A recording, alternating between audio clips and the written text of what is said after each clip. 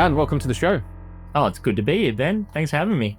No, it's really, really exciting to hear more about you, your story, and your business as well. And yeah, let's get into that. So, I guess prior to life in Salesforce, can you tell me a little bit about your career and then kind of what led you into this ecosystem? Sure. It's probably a different path to what a lot of people have got into the Salesforce ecosystem. I'm not from a tech background at all. I was actually trained as a primary school teacher. And then I was pastor in a church for quite some time and doing a bunch of different things there.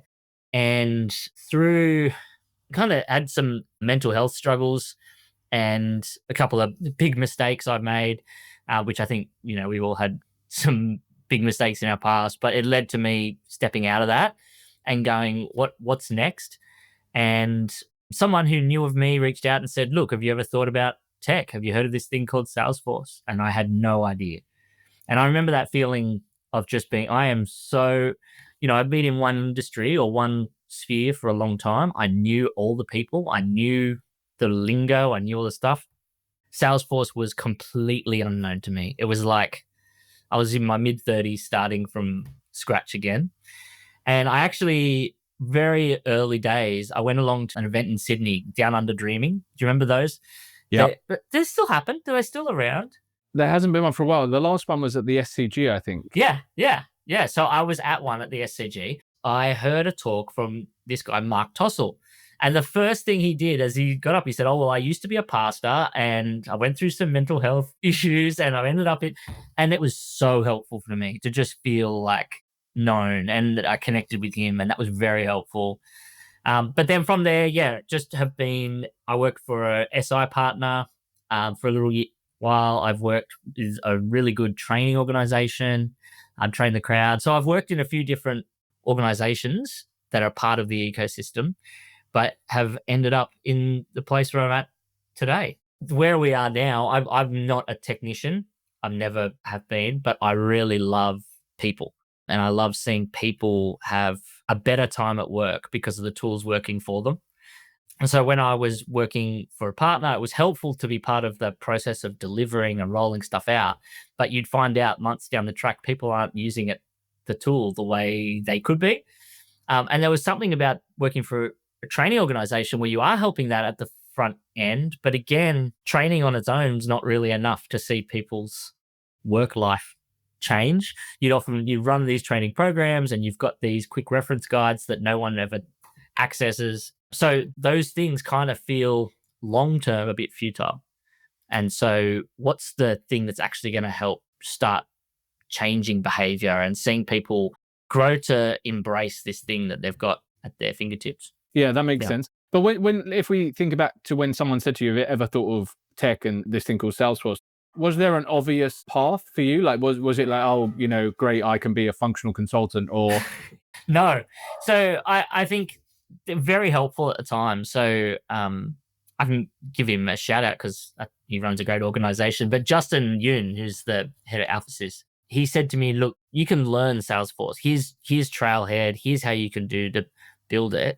But the thing that's often needed in this ecosystem is those people skills and the training people to be leaders or to think through how change is going to look in this organization.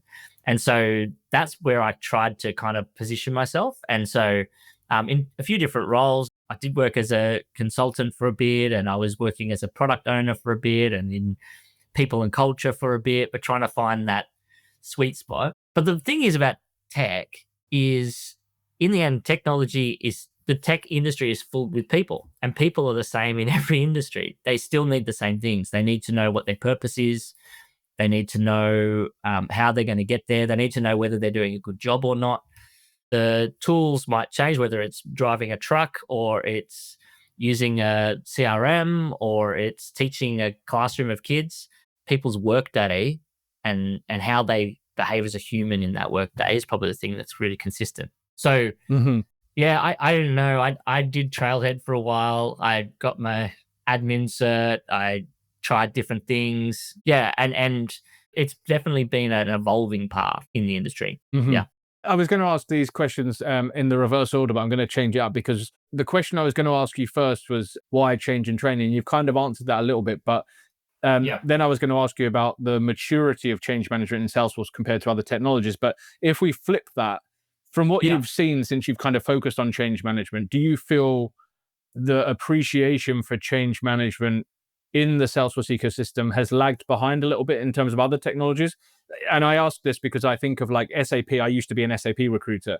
And Yeah. I think because of the way a SAP project is delivered, like typically, historically, it was waterfall, right? You'd get these 5-year programs of SAP, and then like change management then is so important over those 5 years. Yeah. And it's often like a big bang, right? We're going live, cut over, we're on this new system. And like that there used to be, from my experience, a lot more like specialist SAP change managers than there ever has been from what I've seen in Salesforce. Is that like an observation you've seen as well? Yeah, I wouldn't be able to talk to the SAP side of things, but I think that there definitely is an awareness of the need for change management in delivery. I hear it at events and people talk about it, and it's well documented that having an enablement plan, having adoption, and having change management strategy in place makes a huge difference to the success or failure of a Salesforce rollout. And you hear it from the front, but I don't know. I hear a lot from the front Salesforce events from people who start with that and then turn to talk about, all right, now let's talk about your path as an admin, or let's talk about flows, or because the tool, they just keep wanting to come back to the technical side of things. Because Salesforce is a clicks, not code sort of space. And so it's actually a lot easier to get into for some of the more soft skills type people. A lot of project managers probably think we can just do the change management in house, or the training should be easy. Mhm. We've got trailhead, so we should just be able to do that. And so if I was going to cut anything out of the budget, what's this change manager do? Or what's this training? Surely we can just get the architects to do the training at the end. Or surely we can, as a PM, I should be able to just do some of that change management. And I think it's important that PMs and delivery managers are thinking through change. And I don't think that a change manager is necessarily needed in every project, but change management needs the dedicated time given to it, because otherwise, we're going to end up with a tool this beautiful tool that no one has adopted and people aren't using. And that can either lead to then data issues down the track as people are putting data in their own way, or just a lack of ROI in general, because the team that we're trying to empower with this tool aren't using it to get the value that we want to see them get. Mhm. You're so right in that, it's often an afterthought, and it shouldn't be. Like, even if I think of a lot of the kind of small to mid-tier partners Yeah. not having a change management capability internally. Yeah. When I've talked to some partners, they go, yeah, we kind of just do that. Or Yeah. like, and I think that's a part of the curse of change management. And I tend to not use the change word as much. I know other people who are change managers probably feel like we should be using it and we should be standing up for the industry and whatever. I think that because it's a more ethereal kind of word, people don't go, what is it that you actually do? And we've had it for years. Like, change management's been a key thing in the industry for a long time. And there's been some really helpful people in the Australian scene who are pushing that along.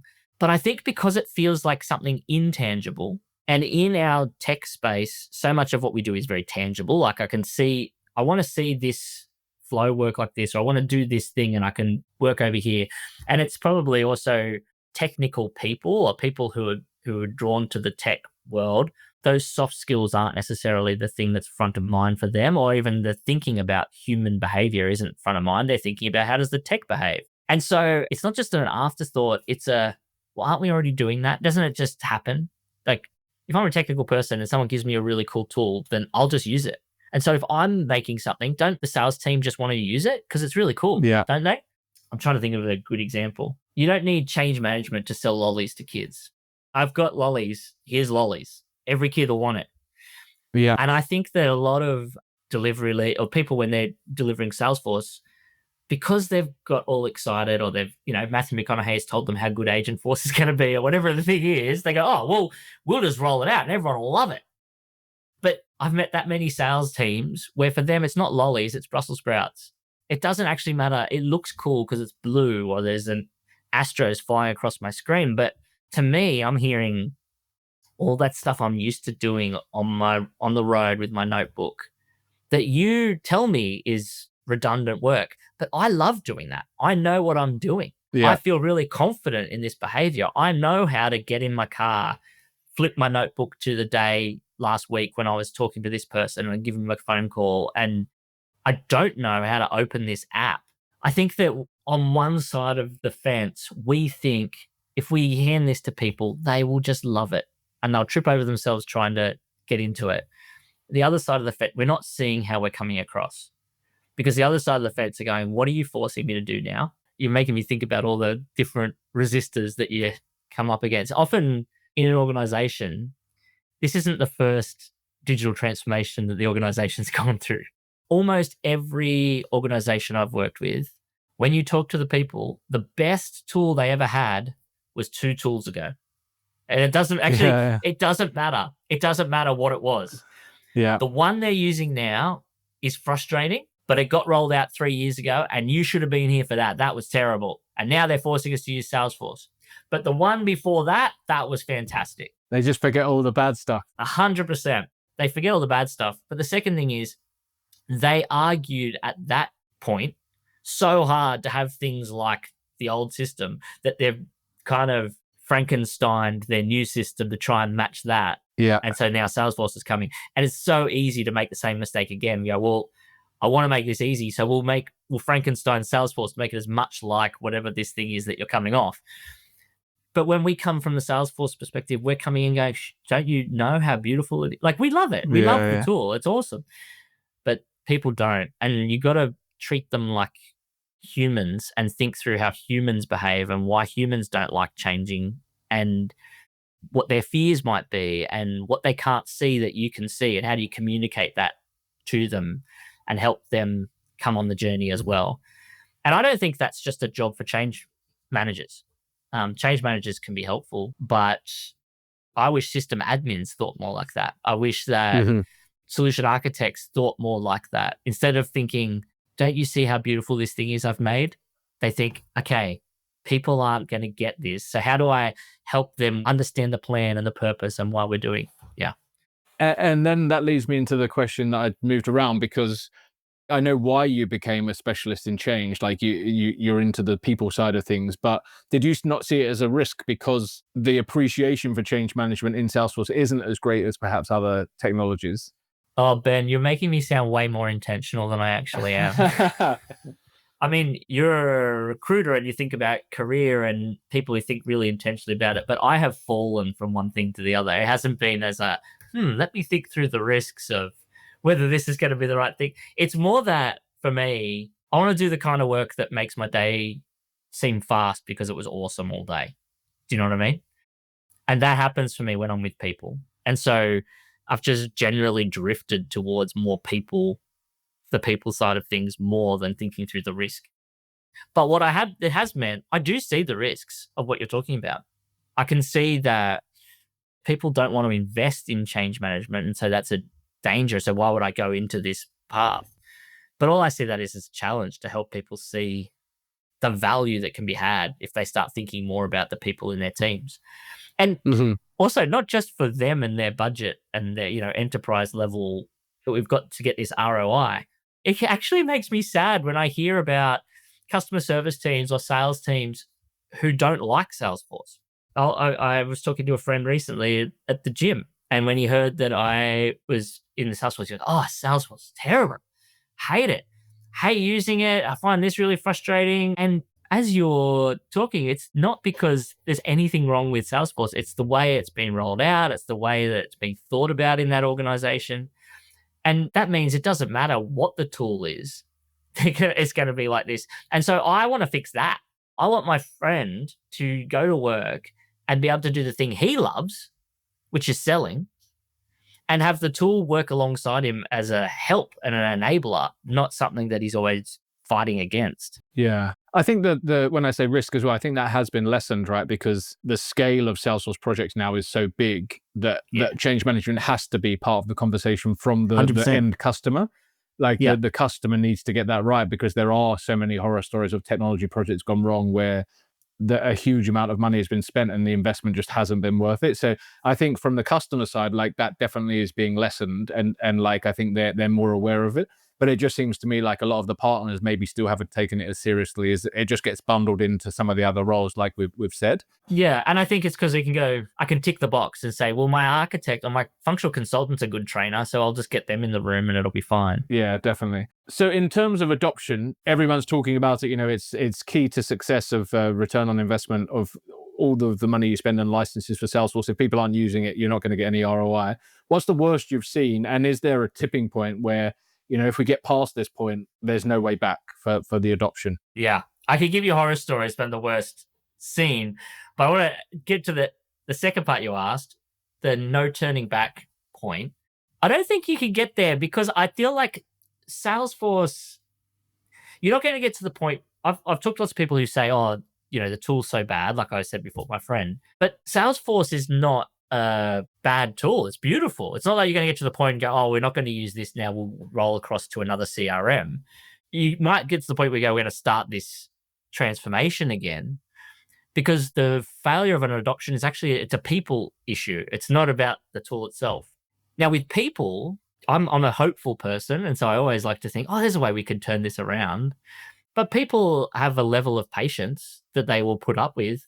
If you continually change someone's role without telling them, you give them lack of visibility about where this role's going, and you force them to use a tool that you haven't given them really good context around why they're going to use it. And so they're getting to the point where they're coming to work each day unsure what the future of their role is, unsure how to do their job with this tool that you're forcing them to use. They're going to be pretty miserable. And whether you like it or not, they'll leave. So then I'm losing ROI. Then my workforce is diminishing in a way I don't want it to. And so I think the other thing we need to be really careful of is we talk a lot about tech debt in terms of in our ecosystem. But you have this other thing that happens. Every time you do a digital transformation, you leave residue with people around how that experience was. So every time I've gone to an organization, the biggest fear factor is how the last transformation went. And so getting it right, while I'm hopeful you can always turn things around, it's really important, because even as we do this thing now, we're rolling people onto a new CRM. It might be that down the track we want to start incorporating another cloud, or there's other features we want to bring in, or we want to roll out Agentforce or whatever the thing is. And the taste that's in people's mouths when we come to that will be the taste from what we're doing now. And so getting it right, while I always am hopeful we can turn things around, it's really important, because you're dealing with people. I think that trust is earned and can be broken quickly. I know that from my personal life. I'm sure everyone knows that. It's the same is true in work life, and your employees or the people, your colleagues who you're working with, they're trusting that you're going to be able to help them. This tool is going to help them on their journey. And if you don't communicate well and you're not helping them see where it's going, and it's all vague and it's being forced, short timelines, all those things will lead to people being less tolerant down the track for the next thing that's coming. Go on, you've got to give us the horror story. What's the worst you've seen? I have seen, lead source pick lists values that are specific to, Spring Expo 2013 as a lead source pick list value for these leads, and it's still being used. And but we're in 2025. I've seen Salesforce instances that have been millions of dollars being spent on licenses that nobody, like usage of almost zero, using Salesforce basically as an expensive Rolodex that isn't even up to date. It's actually just sad, because it could be so helpful for an organization to be using. Yeah, I don't want to give too many specifics, because I feel like I don't have, the way our company works, we don't have that many partners and people that we work with. So people might go, hey, he's talking about us. Yeah, no, I'm sure you're not. But just on that point though, around the adoption and getting it right and making sure it is right, like at what point during an implementation do you think about change and training as someone that specializes in this space? Yeah, there's two answers to the question. In terms of if you're thinking when in the timeline do we need to do the dedicated behavior, we need to do this thing, then sure, there might be a period where you need to ramp up your activity. But change needs to be thought of at the very beginning of a plan. It shouldn't be that, oh, and when we get to this point, that's when training comes. So we'll just engage the change people then. You need to think up here, because this is where we're setting the whole reason that we are doing this. This is where we're talking about the end users that we're going to be rolling this out to. This point, I think it's worth engaging change management right from the beginning. Maybe not in the same intensity that you might at different points down the track, but definitely part of the conversation from the beginning. I mean, the whole reason that we are bringing this platform is to change. We're doing this. We want to be doing this. So let's bring it in. That's change. That's a change conversation. So I think that it's helpful to be included in the conversation as early as possible. I think the flip side is what people think is, all right, well, we'll talk to you when we get to the training, which is coming up in 6 months' time. Yeah. And then you're brought into a project, and it's like, okay, so what was the purpose? Where are we? Some things here should have been thought of a long time ago. Yeah. Well, I guess people come in and are, well, this is the vision. So like enable change based on the vision we set 6 months ago.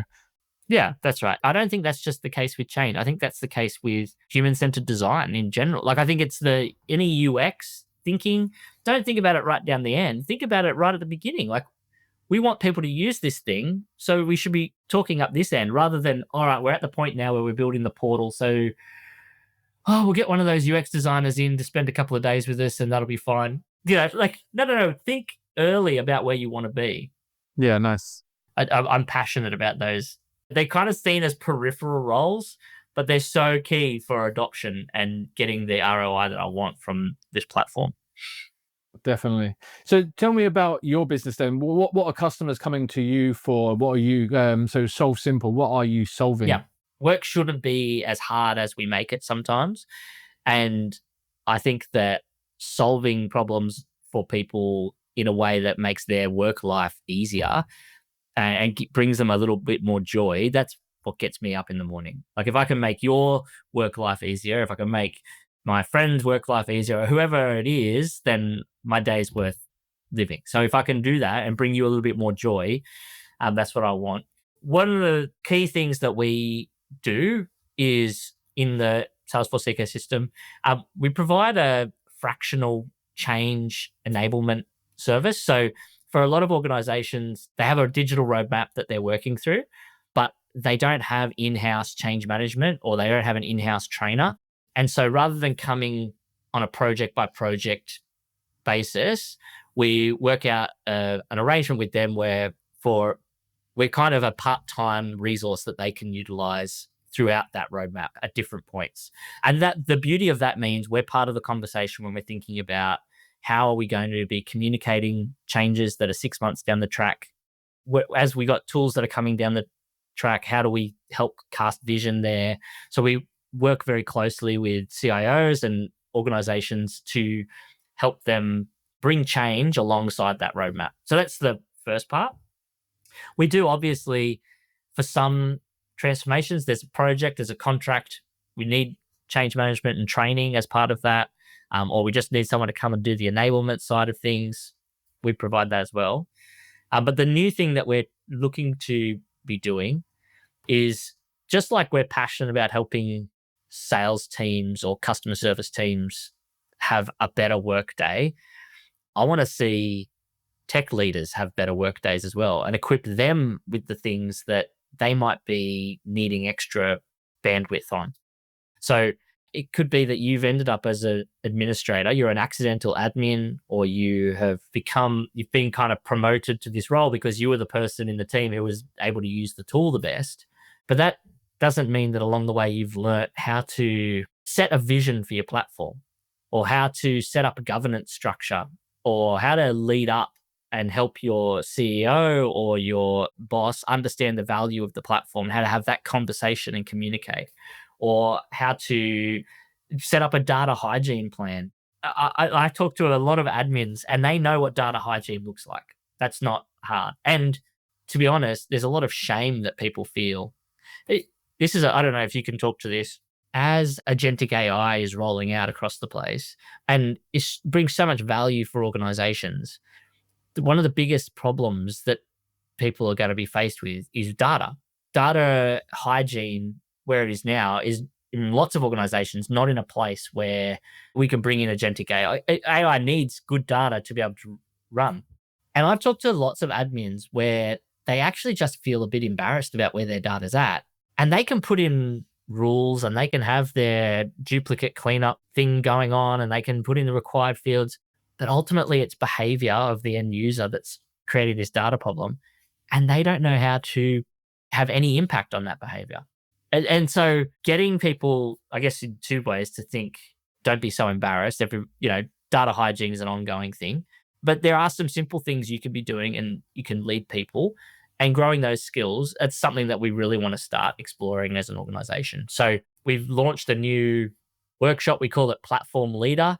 And it's helping people to go from being platform experts to actually leaders in their organization and around the platform, equipping admins with the skills that they might need to do have some of those conversations and to lead across the organization. I see that as well myself. Like, I think, obviously I'm having conversations with people about career development and their plans and how they go from one role to the next, or that could be a promotion internally or proving that you're ready externally to make a step up, which can actually be the hardest of all, right? Because you're like, if you're going from an admin to a platform lead role, how do you prove that you can do that role without having done it before? But this is a string to people's bows. It's like, well, I've gone through this training, like I've invested in going out to a program to learn to sharpen those skills. And you mentioned, like, it's not a technical class there, right? You're not talking about like the technology per se. You're talking about the soft skills, the ability to communicate to your manager and explain like your roadblocks or the challenges you're facing. And so is that where you see the biggest gap at the moment in a lot of the people you're speaking to, is actually that managing up and the ability to communicate up and to manage expectations, to kind of take the not non-technical, but non-platform people on a journey? Yeah, I think that's that. And I think it's helpful to see these are skills that I'm going to need for my career as I keep moving forward. But a lot of people, they actually just want to stop from burning out as well. Because if I'm not on the front foot in leading up, if I'm not getting ahead of where our roadmap's going to be, then I'm going to be drifting into being reactive. This is the biggest problem I see. I've spoken to CIOs where this is the case because they've been promoted into a role from IT and it's just solving tickets. And life is, their digital roadmap is their inbox, and responding. And I'm always responding and reacting. And it's whoever is noisiest, that's what I have to do next. And I never get to sit above it and take a step back and think about where we're heading. And even that conversation makes me feel stressed because I've just got to deal with what's happening tomorrow. I hate that. It doesn't need to be like that. And there's some simple things that people can put in place to actually carve the moat, get ahead, take the next steps, and take control a little bit more about where their platform's going. And I think that the biggest thing I see is people just feeling really stressed, especially as this AI revolution is happening, which we're all in and we see it all around us. You get these twin things happening. You get expectation and limitation. The expectation of my organization is, wow, you're going to be the one who's going to help us ride this new AI way. Like I saw Mark Benioff on the news. Matthew McConaughey has told me that this is going to change my world. And I look around my organization and you're the person with Salesforce in your job title. So you should be the one who's going to take us there. But at the same time, I've set you up in the way I've communicated to the rest of the team about you that you're basically a glorified ticket taker. And the behavior of everyone limits the data that you get. So as a Salesforce admin, you've got all this expectation on your shoulders and this limitation of, I don't have the resources, I don't have the time, I don't have the air to breathe, to sit back and go, where are we going? How are we going to get there? That's what I see as a big problem that I'd love to be part of solving. In terms of the technical side, the way we run the course is that technical conversations do happen. We run it as a cohort rather than a rolling out material people go and take. And so it's actually really fun where you've got a bunch of different, we're doing it at the moment with Salesforce admins who are all talking about their context. We have kind of a Chatham House rules. No one's allowed to, you can't talk about what happens at Fight Club, stays at Fight Club. But people are able to talk through the technical problems that they're having and they're getting ideas off each other, So there's a networking component to it as well. But my role is to keep steering the conversation to the thing that might be the gap for all of us, which is, we can all talk about that, but when are we going to have a center of excellence in place? And how do I need to talk to the business leaders to get the things in place that we need? So that's kind of how the thing works. So the technical stuff does come up, and there's a lot of, recommendations that happen, and we make sure there's space for people to recommend tools that they're using and things that they're finding valuable. So there's that community. But we want to keep having the conversation that we might not want to talk about. I had a friend once who was a rugby union referee, and he was talking about, as a referee, you get other people come and talk about what, they watch your games and check that you're being, it's that kind of accountability. And he said every time they'd come, he'd get them to talk about, he'd go, oh, look, I don't think my scrums are right. Can you watch my scrums again? And he said he'd do that because he knew his scrums were really good. Yeah. What he never wanted them to ask about is, how's your fitness and are you keeping up on the field? When I get admins together, they want to talk about, oh, you should see this flow that we built, or you should see, I've got this thing going on over here. What they don't want to talk about is, when was the last time you had a really meaningful conversation with the CEO about the value from the platform? Yeah. How are you involving other people in the roadmap moving forward? Who isn't in the room that needs to be in the room? And they don't like talking about it, but it's really important. It's that concept, like as a business owner, you hear that term, like working on your business, not in your business. Yeah. And it's 100%. Like that, right? And it's like people might not think of it like that because they're employed and it's not their business, but it's their platform. If they're the default platform owner, like it's their platform, and it's not always about being in it.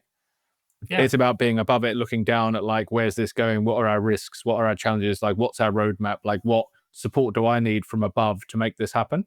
And I think we're coming to a really important time around AI. Like someone asked me the other day, oh, like, are you thinking about Agentforce for Talent Hub? And I was like, you know what? Like I'm my own worst nightmare because I've got a great memory.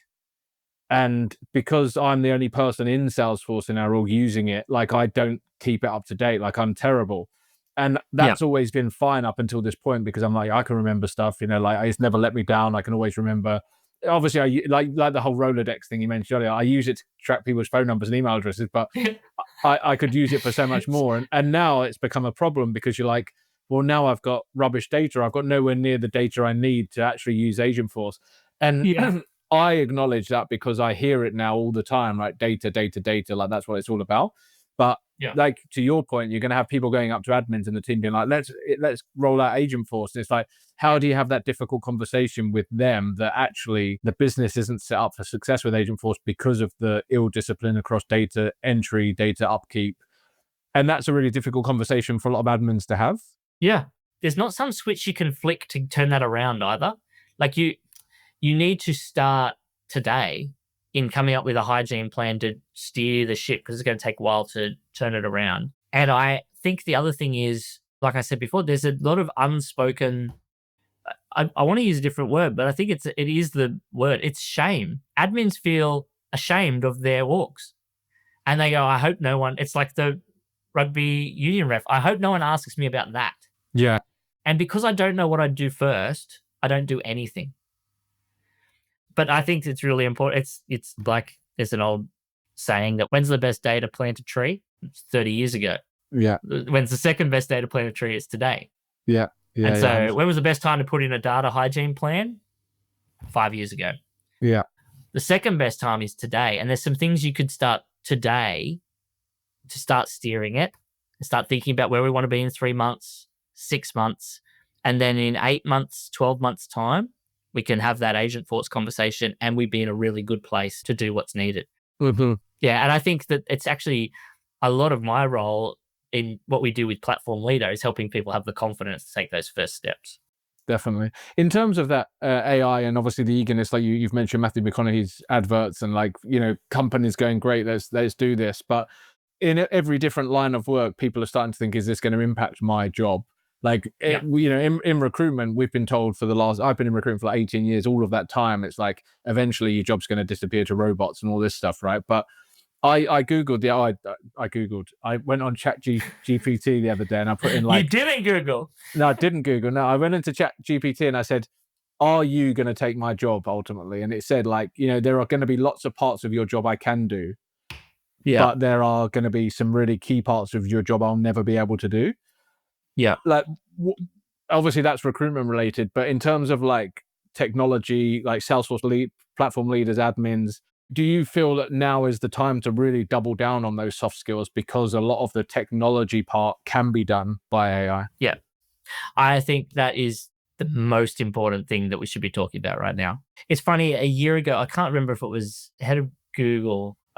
Someone said it, and it became this quote that was said at a lot of events I was attended last year, that AI won't take your jobs. People who know how to use AI will take your jobs. Yeah, I've seen that. Yeah.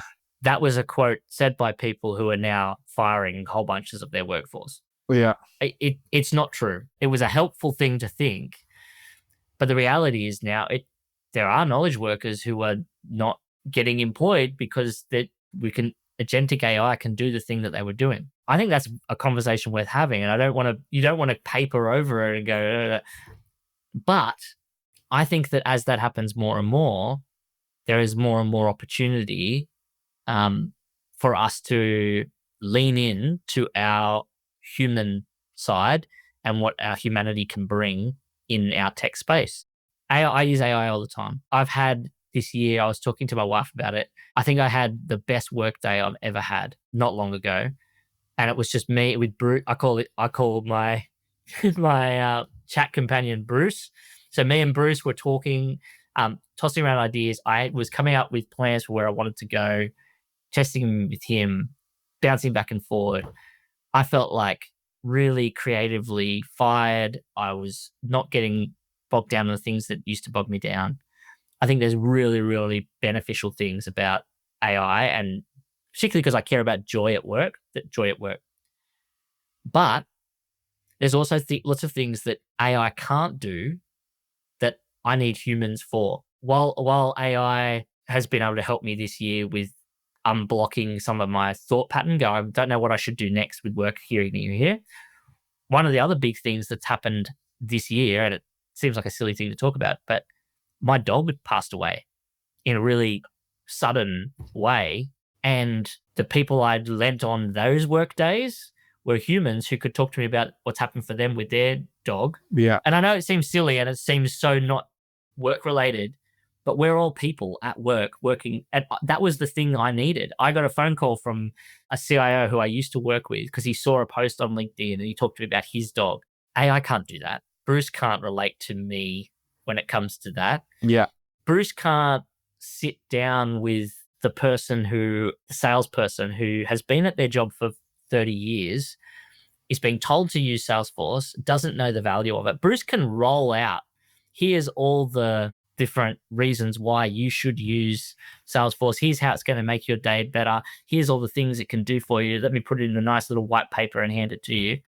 But he can't sit there and notice that this person's got tears in their eyes because they're actually really afraid about what change is going to mean. You might need to just pause for a second and hear them out. AI can't do that. And so I think those are the things that we're going to need to be thinking through a lot more, is how do we celebrate the humanity of this industry that we're in? Mm-hmm.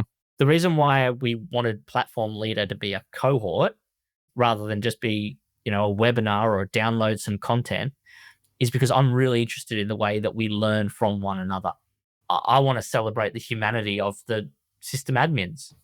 I want to see people come up with ideas and bounce off each other in a way that I can't do when it's just me and ChatGPT. That does happen, but there's some things that ChatGPT or Claude aren't going to see that you will, Ben, because you're a person who's been through experiences. 100%. I agree. I think that's really important for people to hear as well and listen to, because I think, there's fear, there's people that are worried, and I think it's a time to reflect rather than panic and go, what am I good at? And what are the areas of my job that are at risk? And even what parts of my job am I happy to give up to AI? And then double down on the bits that you don't want to give up and that you don't think you're going to have to give up, and really focus on that. I don't know if this connects. I know that I've got a small business. I need to promote it. I know that means I need to post content. I find it really hard to think of content to post. And the whole idea of using LinkedIn, when I started, I found it really, I don't know what to do. And so I probably did the same thing a lot of people did when they first worked out that ChatGPT could come up with a marketing plan for me. It's like, great, post on my behalf. I've been convicted in the last little while, talking about the things we've been talking about, that actually I want LinkedIn to be a place where humans connect with humans. Genuine, and so I've actually just a personal discipline now. I use ChatGPT for lots of things. I'll let it even come up with prompts, but I'm going to write my own LinkedIn post because I'm committed to LinkedIn being a space where humans connect with humans. Does that make sense? 100%. Yeah. And it's you silly. can see it might be silly. And I know lots of people probably go, oh, I do. That's fine. But for me personally, I think that's where I'm going to stick to. Yeah. And I can, if I look at a post, I'm like, I can tell that was written by a robot. Like, you can tell. I think, and authenticity is so important when branding your business, because people, like the old age, like everyone knows that people buy from people, right? They're not buying from a robot. Like, they're not buying from a marketing plan written by a robot. Like, they want that human connection. And I think that is so true about like the empathy side of things, whether it's a dog, whether it's someone fearing their job, like, that is something that's going to be very difficult to replace. And just like gut feel, even like, gut feel that someone isn't happy about the way something's being rolled out, and they're not saying that, but you can kind of tell. Yeah. Humans can read humans. I think in the age of AI, let's do more one-on-one, face-to-face conversations. Let's sit down, have a coffee as we talk about this thing, because it actually gives us space to do that. Lots of the other tasks, the sitting at my screen task, it can do for me. That's awesome. What it can't do is that human side. So let's actually spend the time doing it. Yeah. Let's not go, because I've seen some people go, I'll push all communication to AI. I've got to write comms for the whole team because we're rolling this new tool out. I'll get AI to do it. No, this is the thing that you can do alone, because you know your team. It doesn't know your, think about where you can be more human in your work and lean into that. Awesome. Well, Dan, if anyone's listening and wants to explore more about what you've said, the platform leader group, your business, the avenues in which you deliver change, where's the best place to find you? Yeah, you can find me on LinkedIn, and you can also send me an email at dan@solvesimple.au. We've got one of the fancy .au addresses that don't have .com in them. But yeah, find me on LinkedIn and you'll find all my spelling mistakes because I'm not using ChatGPT. We've got a new cohort, particularly targeting not-for-profit Salesforce admins beginning in July. So if you want to get into that, let me know. And we've got I think there's a offer at the moment for people who get in early, so a better price. So anyway, reach out. Sounds good. Thank you so much. Thanks, Ben. My pleasure. Awesome to be here. Thank you.